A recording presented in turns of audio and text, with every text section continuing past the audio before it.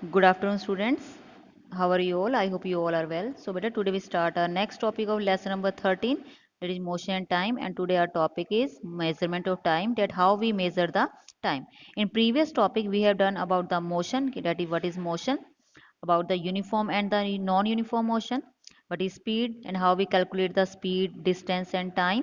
So next topic is the measurement of time, that how we measure the time. Okay, कहते how do you find out the current time? अभी अगर current time देखना तो हम कैसे पता लगाएंगे? कहते time plays a very important role in our life. How timing की कैसे एक रोल है, क्योंकि each and every activity of our life is depend on time. हम कोई भी काम को जो अपनी लाइफ का कर रहे हैं that depend on time.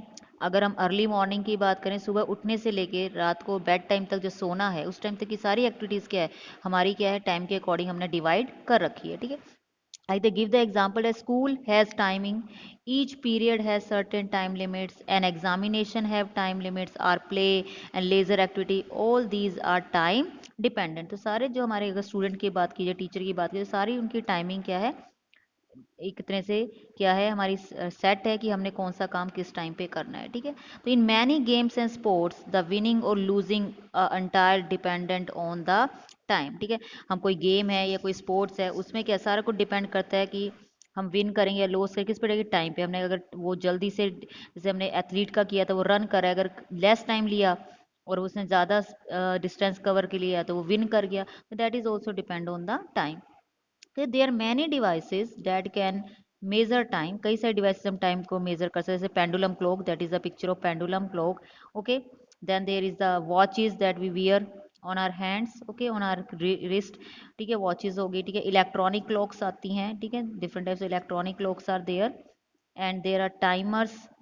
Watch ये टाइमर जो स्टॉप वॉच होती है like this one, and some devices use to measure the time. ठीक है, और नाउ डेज के मोबाइल फोन्स पे हमारे टाइमर और क्लॉक है, हम उनका यूज़ करते हैं. ठीक है, अब क्या है, थोड़ा रिस्ट वॉचेस का ट्रेंड कम हो गया है और हमारे पास मोबाइल से, मोबाइल पे हम टाइमिंग चेक करते रहते हैं, क्लॉक है अपना, वो उस पर सेट कर लेते हैं. ठीक है, hence they are used to measure time. इन सभी चीज़ों का हम कहाँ पे यूज़ कर रहे हैं, टाइम को मेजर करने के करें. And atomic clock, there is one more clock, that is atomic clock gives the most accurate time. ठीक है, now the next one is a simple pendulum. What is simple pendulum? Okay, कहते how does a clock or watch measure the time? हमने पढ़ लिया कि जो clocks होती हैं या watch हो रही हैं, ये सारे कैसे time को measure करते हैं. कहते you have studied about periodic motion. आपने periodic motion ही पढ़ा कि that motion that repeat itself after a fixed interval time.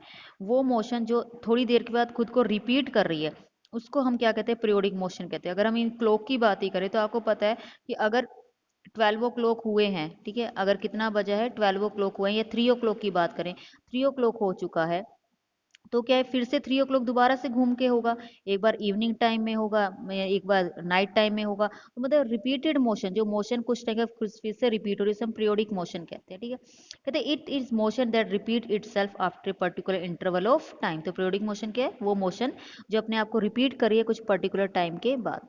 तो periodic motion is the principle of many time measuring devices. ठीक है, इसी पीरियोडिक मोशन पे क्या है, जो हमारी डिवाइसेस हैं अलग अलग है, जो टाइम को मेजर कर रही हैं, वो क्या कर रही है, इसी प्रिंसिपल पे वर्क करती है. ठीक है, तो in clock motion of a simple pendulum is used to determine the time. कि क्लॉक्स के अंदर जो टाइम को डिटरमाइन किया जा रहा है, मेजर किया जा रहा है, वो by the help of a simple pendulum. अब पेंडुलम होता क्या है, सी दैट पिक्चर. पेंडुलम में क्या है, एक थ्रेड है या कह सकते हैं एक रोड होती है या स्ट्रिंग होती है, तार होती है, उसके थ्रू एक मेटल का बॉब जो होता है, बॉल लाइक स्ट्रक्चर होता है. ठीक है, मेटल का बना हुआ होता है, ये इसके साथ क्या होता है, अटैच होता है. इसकी मूवमेंट के कारण, इसकी टू एंड फ्रो मूवमेंट, ठीक है, आगे पीछे से आप, जैसे अब हमारे स्विंग्स होती हैं, जो अब पिंग कहते हैं, पिंग झूलते हैं, स्विंग्स झूलते हैं, वो क्या हो रही है, अपनी सेंटर पोजीशन से आगे पीछे स्विंग करती है. ठीक है, तो that is the motion, pendulum motion, उसे हम क्या कहेंगे, पेंडुलम की मोशन कहेंगे. ठीक है, तो लेट्स स्टार्ट कहते हैं, let us understand in detail motion of simple pendulum. किससे होते हैं, कहते हैं simple pendulum is a system in which a spherical metal bob tied to a string. ठीक है, इसमें क्या है, एक स्ट्रिंग के थ्रू एक मेटल की बॉब क्या है, अटैच होती है. I will make the screen bigger, wait, now, yes. ठीक है, कि एक क्या है, पेंडुलम है जिसमें एक स्फेरिकल मेटालिक बॉब है लाइक दिस वन. ठीक है, tied to a string and suspended from a rigid support. एक स्पोर्ट की मदद से, ठीक है, यहाँ पे स्पोर्ट दिखाया गया आपको, उसकी मदद से क्या है, सस्पेंड लटक रहा है, ठीक है। Small stone can also be use in place of Bob. Bob की जगह आप एक बॉल ले सकते हो, या जो स्टोन होता है, पत्थर है, वो भी ले सकते हो, या आपके घर में बॉल्स है उसको भी आप यूज कर सकते हो, ठीक है। This system works well when the mass of string is negligible as compare to mass of bob. Means कि जो स्ट्रिंग हमने ली है उसका वेट नहीं होना चाहिए। वेट किसका होना चाहिए? जो नीचे हमने बॉब जो टंगाया मेटेलिक बॉब है उसका वेट ही होना चाहिए। स्ट्रिंग बहुत ही लाइट होना चाहिए, ठीक है। कहते सिंपल पेंडुलम अंडरगोज ए पीरियोडिक मोशन। पीरियोडिक मतलब क्या है? वो क्या है? अपनी पोजीशन से आगे पीछे क्या है, बार बार जाएगा इस डायरेक्शन में। तो वो क्या है? अपनी मोशन को रिपीट कर रहा है। ये ओ पोजीशन है, ये ए पोजीशन है, ये बी पोजीशन है। तो ओ से ए पोजीशन पे जा रहा है, ए से ओ से उतना फिर कहाँ जा रहा है? बी पे जा रहा है। तो ये मोशन वो बार बार क्या कर रहा है? रिपीट कर रहा है। तो वो रिपीटेड मोशन को हम क्या कहते हैं बेटा? उसे हम पीरियोडिक मोशन कहते हैं, ठीक है। तो द बो when release from one and, एक तरफ से उसको मान लो ए पोजीशन पे उसको लेके आए, वहां से हमने जब उसको रिलीज किया, 1 मिनट थोड़ा सा छोटा करते हैं, यस अब देखिएगा यहाँ से, ठीक है। अब उसको हमने तो जब ए पोजीशन से रिलीज किया, ठीक है, तो वो ओ पोजीशन से हुआ कहाँ जा रहा है? बी पोजीशन पे जा रहा है, ठीक है। तो one end moves to other end and this motion repeated, और ये मोशन बार बार क्या हो रही है? रिपीट हो रही है। The back and forth motion of pendulum is also called oscillatory motion.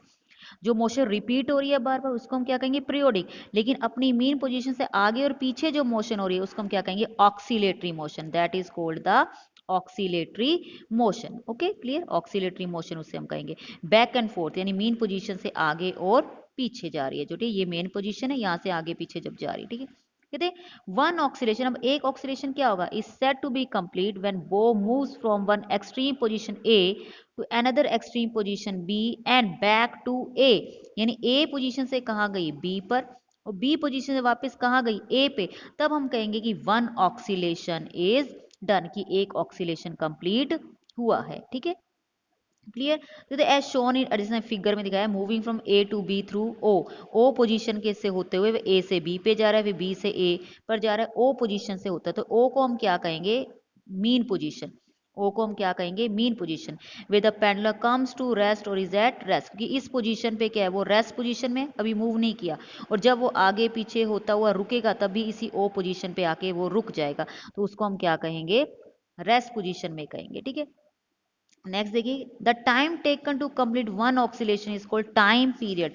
एक ऑक्सीलेशन को कंप्लीट होने में जो टाइम लगा उसको हम क्या कहेंगे? Time period. तो यहाँ पे हमने किया पीरियोडिक मोशन को किया, ऑक्सीलेटरी मोशन को किया, और किसको किया? Time period. तो पीरियोडिक मोशन क्या? जो रिपीट हो रहा है, जो क्या हो रहा है बेटा? रिपीट हो रहा है after a fix interval of time. Oscillatory motion क्या है? बैक एंड फोर्थ मोशन जो हो रही है, आगे पीछे जो हो रही है पेंडुलम की, उसको हम ऑक्सीलेटरी मोशन कहेंगे। एंड टाइम पीरियड, एक ऑक्सीलेशन को कंप्लीट करने में जो टाइम लगता है उसे हम क्या कहते हैं? Time period. और वन ऑक्सीलेशन मतलब ए पोजीशन से बी पे गया और बी से वापस ए पे गया, तब वो क्या कहलाएगी? वन ऑक्सीलेशन कहलाएगी। आई होप ये इतना आपको क्लियर हुआ होगा। Now the next one, there is an activity, so let's do this activity. What is there? What they said कि aim to measure time period simple pendulum. आपने एक pendulum की क्या है? टाइम पीरियड को कैलकुलेट करना है। तो टाइम पीरियड को कैलकुलेट करने के लिए बेटा जो फॉर्मूला होता है that is time taken upon number oscillation in that time, ठीक है। टाइम पीरियड कितना टाइम लगा और उसको डिवाइड किससे कहते हैं? कितने ऑक्सीलेशन हो गए। तो इन्होंने मटेरियल क्या चाहिए देखिए, ए बॉब यानी स्मॉल रोड जो एक 20 सेंटीमीटर स्ट्रिंग से बंधी हुई है, एक स्टैंड चाहिए ताकि उस पर हम उसको लटका सके, और हमें क्या चाहिए? स्टॉप वॉच या टाइमर चाहिए, वो हमारे मोबाइल्स में होता ही है, ठीक है। इधर प्रोसीजर क्या है? Tie the bob or stone to string and suspend it from a rigid support or stand. Pull the bob to right by some distance and release. Now mark the extreme position and mean position with chalk or pen on a fixed item like the table और the wall. मान लो आपने उसको table पे रखा हो system को, तो जिस पोजीशन में वो रेस्ट पे उसको ओ मानिए, जिस राइट पोजीशन तक आप लेके गए उसको ए, जहां से छोड़ा वो वहां तक गया वो आपकी बी है, ठीक है। वो पोजीशन आपकी क्या है? बी है। कहते हैं now stop the pendulum, pendulum को स्टॉप करो, bring the bob to one extreme position then release. अब उसको रिलीज करना है, ठीक है। Note down the time taken to complete 20 to 80 oscillation. 20 से 80 ऑक्सीलेशन करने में कितना टाइम लगा?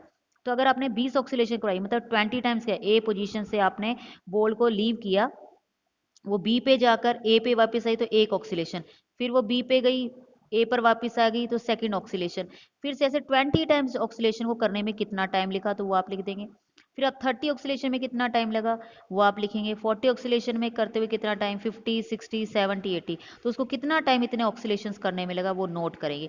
तो आपके पास नंबर ऑफ ऑक्सीलेशन है और टाइम भी है, तो उसके लिए आप क्या करेंगे, अगर मान लीजिए यहाँ पे 20 ऑक्सीलेशन करने में कितना लग रहा है, 5 मिनट्स लग रहे हैं, कितने लग रहे हैं, 5 मिनट्स, मान लो 5 मिनट्स नहीं लगते, वैसे बहुत ही कम लगते हैं, हम 5 को एग्जाम्पल, टाइम पीरियड का कैलकुलेट करने का फॉर्मूला क्या है, time taken upon number of oscillation.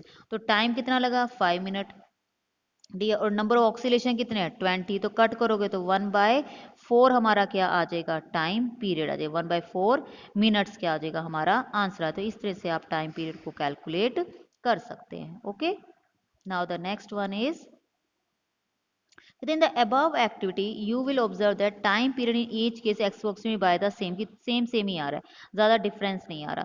This show that time period simple pendant independent of the number of oscillation, जितने मर्जी ऑक्सीलेशन हो जाए टाइम उस पर डिपेंड नहीं करता, वो इंडिपेंडेंट है। तो kind of simple pendulum is basis for the working of clock, इसी बेस पर ऑक्सीलेटरी मोशन के अकॉर्डिंग क्या है, पेंडुलम वर्क करता है और हम टाइम को मेजर कर सकते हैं। तो जैसे स्पीड के लिए यूनिट थी मीटर पर सेकंड, पर किलोमीटर पर आवर भी थी, किलोमीटर पर मिनट भी था, तो इस तरह से टाइम की भी यूनिट है। ठीक है, time can be measure in hours, minutes, days, years etcetera, second में ही माप सकते हैं, लेकिन स्टैंडर्ड यूनिट क्या है उसकी, सेकंड, जिसको हम क्या लिखते हैं एस, जिसे हम क्या लिखते हैं एस से डिनोट करते हैं। ठीक है, और आपको पता है 1 मिनट में 60 सेकंड्स होते हैं, 1 आवर में 60 मिनट्स, तो सेकंड करने का 60 मल्टीप्लाई 60 यानी क्या 36 सेकंड आ जाएगा। 1 डे में 24 आवर, उसको 60 से मल्टीप्लाई करेंगे तो 440 मिनट्स हो जाएंगे, उसको फिर 60 से मल्टीप्लाई करेंगे तो 8,86,400 सेकंड क्या है हमारा कैलकुलेट हो जाएगा। ठीक है, तो ये आपने मैथ्स वगैरह में कर रखा है। ठीक है, तो smallest time interval which can be measured by an ordinary clock और वॉच इज 1 सेकेंड। ठीक है, कोई भी जो वॉच है जो मेन मेजर करती है टाइम को, वो 1 सेकंड सबसे छोटा माना जाता है, या 2 सेकंड, 3 सेकंड, सबसे छोटा 1 सेकंड है।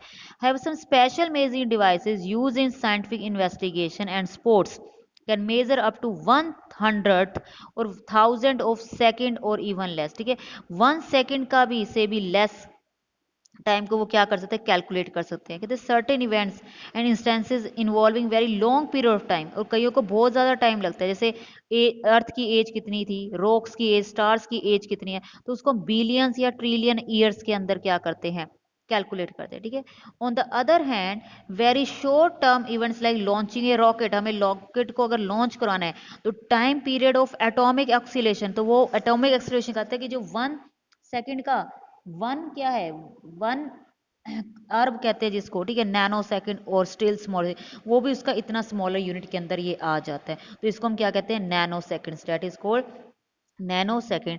तो इस पॉइंट के थ्रू क्या है हम टाइम को मेजर कर सकते हैं। ठीक है, तो यहाँ पे हमने सिंपल पेंडुलम के बारे में किया sorry, periodic motion, oscillatory motion के बारे में किया, टाइम पीरियड के बारे में, हम टाइम पीरियड कैसे कैलकुलेट कर सकते हैं और यूनिट्स की क्या टाइम होते हैं उसके बारे में किया। तो गुड टू नो, देखिए यहाँ गुड टू नो लिखा है, earth and the other bodies of solar system are 4.5 to 4.6 billion years old. The age of universe को क्या माना कि 13.77 बिलियन ईयर्स क्या है, ये इतनी क्या है पुरानी है। तो देखिए ये काफी लार्ज टाइम पीरियड है, तो इसलिए हमने इसको बिलियन के अंदर क्या किया है, कैलकुलेट।